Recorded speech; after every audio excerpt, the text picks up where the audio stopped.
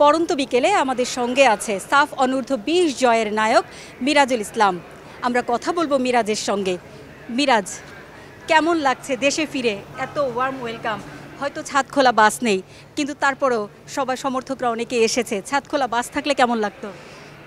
আলহামদুলিল্লাহ ভালোই লাগতো, বাট দেশের যে অবস্থা, এই অবস্থায় আমাদের ফুর্তি না করাটাই বেটার আমার মনে হয়।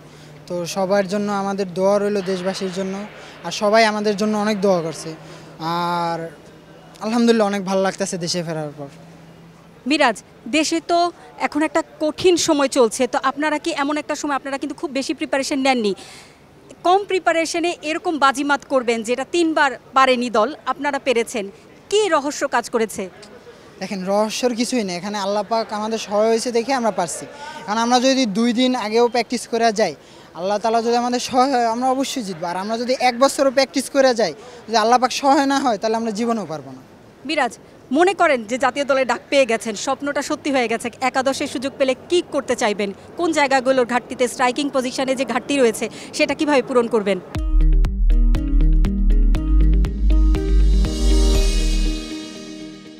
দেখেন, আগেই তো বলা যায় না যে আমাকে ন্যাশনাল টিমে ডাকবে বা আমার কোচ স্ট্রাইকার পজিশনেই খেলাবে।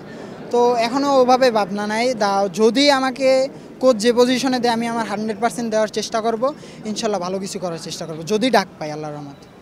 ঘরোয়া ক্লাবগুলোতে কোথায় খেলতে চান এবং কোথায় আপনাকে নিজেকে দেখতে চান? দেখেন, এবার আমি নতুন সাইনিং করছি আবাহনীতে, ঢাকা আবাহনী। তো তাদের ফরেন কালেকশন নাই, এটা মনে হয় আপনারা জানেন।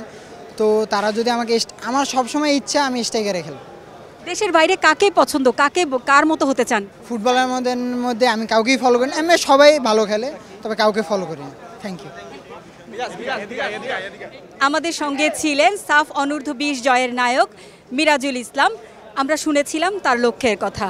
হযরত শাহজালাল আন্তর্জাতিক বিমানবন্দর থেকে পারভিন আক্তার, সময় সংবাদ, ঢাকা।